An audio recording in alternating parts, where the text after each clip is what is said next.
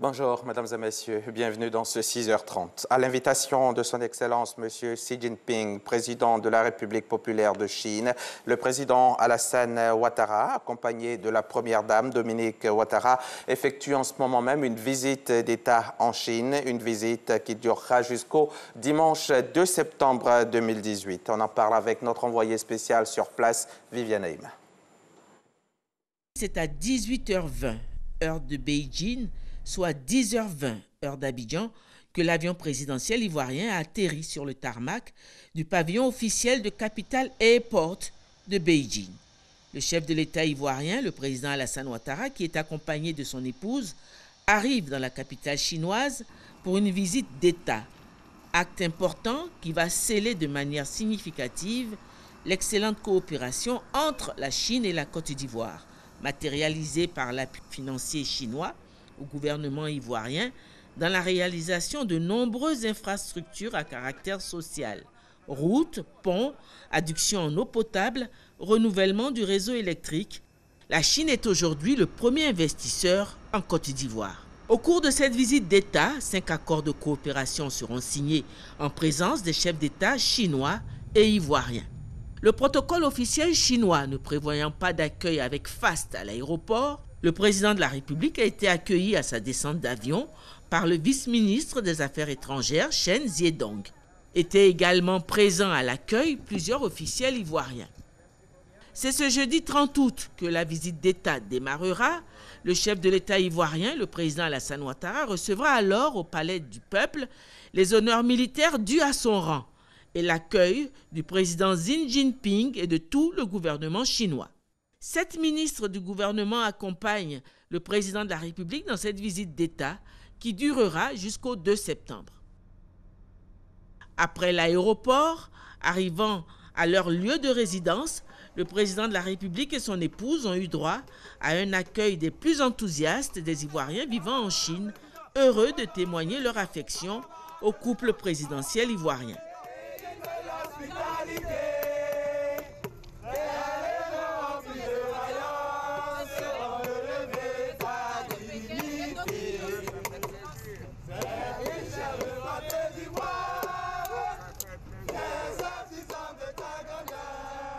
Après la visite d'État, le président de la République participera toujours à Beijing au 3e sommet du Forum de coopération sino-africain qui réunira du 3 au 4 septembre une quarantaine de chefs d'État africains avec les autorités chinoises au plus haut niveau. Ce séjour du président de la République Alassane Ouattara en Chine ne vise qu'un seul et noble objectif, le développement de la Côte d'Ivoire. Et présent à Abidjan, lors de la 10e session de la conférence des ministres sur la coopération halieutique entre les États africains riverains de l'océan Atlantique, 21 ministres de différents pays se sont engagés à conjuguer leurs efforts pour combattre la pêche illicite, la pêche non déclarée et non réglementée. C'est une activité qui détruit l'écosystème marin et fait perdre chaque année 25 000 milliards de francs CFA dans 22 pays africains. Les explications de Francis Boifou. Elle est considérée comme un fléau mondial. La pêche illégale, non déclarée et non réglementée INN affecte plus l'Afrique de l'Ouest avec une moyenne de 40% de captures illégales. Cette activité représente une véritable menace pour l'écosystème marin. Notamment le thon qui est braconné sur toute la côte ouest africaine. Nous avons des baleines qui le sont aussi. La pratique illégale de la pêche prive les États de revenus importants. 25 000 milliards de francs CFA de pertes en moyenne dans 22 pays africains riverains de l'océan Atlantique. La situation inquiète les ministres des ressources animales et halieutiques de ces pays. Ils se sont engagés lors de la 10e session de la conférence des ministres sur la coopération halieutique entre les États africains riverains de l'océan Atlantique à Abidjan à combattre ce fléau. Faire en sorte que nous puissions désormais parler de gestion des pêches qui tiennent compte, certes, des réalités au niveau de chaque pays, mais nous estimons que lorsque une décision doit être prise dans le cadre de la gestion des pêches, que ce soit de façon concertée. Également, voir comment assurer la gestion durable de nos ressources. pour gérer les ressources, il y a lieu, par exemple, de réglementer la pêche. Après son bilan jugé satisfaisant, la Côte d'Ivoire a été désignée à l'unanimité par les pays membres de la conférence pour présider 2 ans encore aux destinées de cette organisation communautaire dont le but est de préserver les ressources halieutiques fortement menacées par la pêche illégale, non déclarée et non réglementée. Kobena Kwasi Adjoumani, ministre des Ressources animales et halieutiques, est le président en exercice de cette organisation. Et depuis 2 jours, on parle aussi santé pour l'Afrique à Dakar au Sénégal. Une quarantaine de ministres de la Santé y sont réunis pour la 68e session du comité régional de l'OMS, l'Organisation mondiale de la santé pour l'Afrique. L'OMS fait donc le point de son action sur le continent en 2017 et 2018 et les participants s'interrogent sur la meilleure implémentation de la couverture maladie universelle, un des défis actuels de nombreux pays africains. Christelle Trazier-Menant est à Dakar. Son reportage vous sera proposé entièrement dans nos prochains journaux. Les candidats aux élections municipales et régionales ici en Côte d'Ivoire déposent progressivement leur dossier de candidature à la CEI, la commission électorale indépendante. Les candidats indépendants, eux aussi, déposent leur dossier et dans un bon état d'esprit, ils se disent tous confiants. La porte-parole de la CEI, la commission électorale indépendante, a dressé le bilan des candidatures déjà enregistrées et elle explique surtout sa méthode de travail. C'est au micro d'Ahmed Traoré. Un air de compte à rebours au siège de la CEI, commission électorale indépendante. Les candidats aux élections municipales et régionales venus de toutes les contrées du pays se font enregistrer. Et ce, avant la date de clôture fixée ce mercredi 29 août. Nos dossiers ont été déjà déposés. Il appartient à la commission électorale d'examiner et nous pensons que notre dossier sera valide. Nous conduisons une liste de 31 conseillers au titre du Front populaire ivoirien.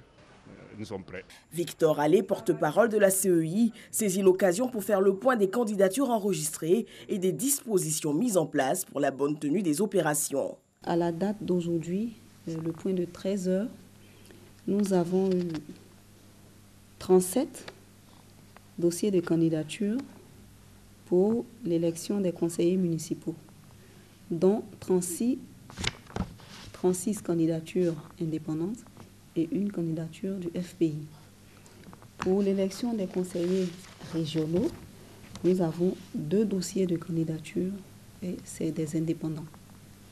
Le moment venu, nous allons déployer le matériel. Avant l'ouverture des bureaux de vote, évidemment, nous avons formé les agents électoraux et donc toute cette logistique sera mise en place. Au RHDP, l'on centralise les candidatures avant de les acheminer à la CEI.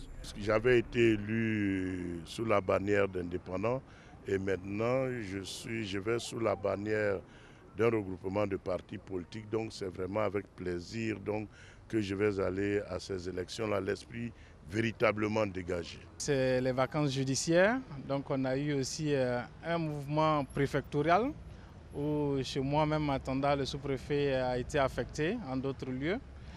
Donc ça a créé quelques désagréments, quelques difficultés. Nous avons obtenu presque tous nos papiers. Les derniers sont en route en ce moment même, en train de venir de Tanda.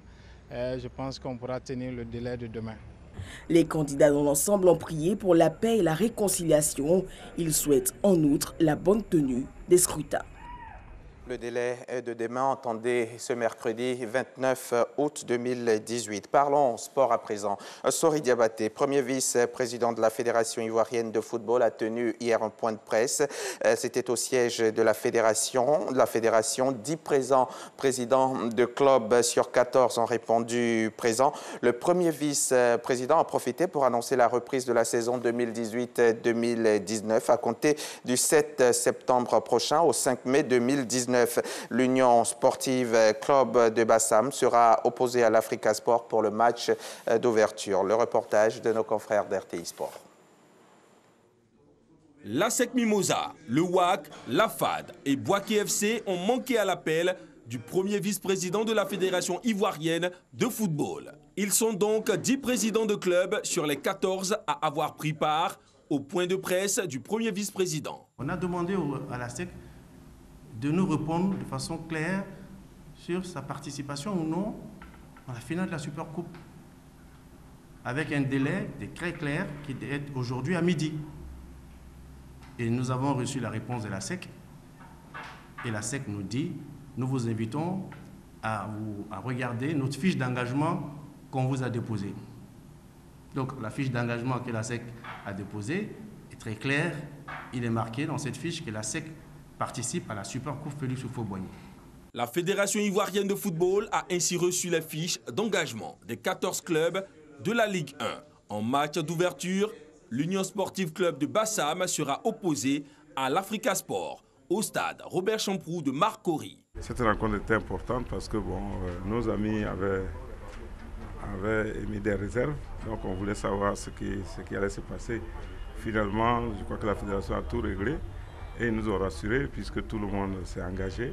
La nouvelle saison débutera le 7 septembre pour prendre fin le 5 mai 2019 en raison de la Coupe d'Afrique des Nations au Cameroun.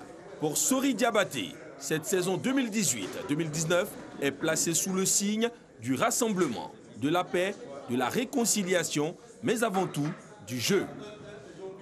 Et nous allons refermer ce journal avec un mot de l'actualité internationale. Au Burkina Faso, 7 membres des forces de sécurité intérieure ont trouvé la mort lors de l'attaque de la brigade de gendarmerie de Pama. C'est dans l'est du pays. C'était la nuit dernière. Un peu plus tôt, une source de sécurité avait fait état de 8 morts. Les renforts composés de gendarmes et militaires qui venaient en soutien sont tombés dans une embuscade. Il s'agit de la 2e attaque dans cette région en quelques semaines seulement.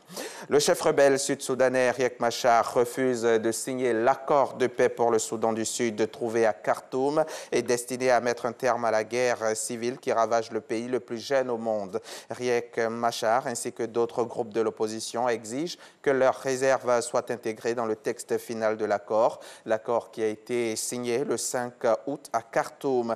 Cet accord prévoit le retour du chef rebelle dans le pays pour occuper l'un des 5 postes de vice-président prévus dans un gouvernement d'unité nationale. Et c'est la fin de ce journal. Merci de l'avoir suivi. Bonne suite des programmes sur la chaîne qui rassemble.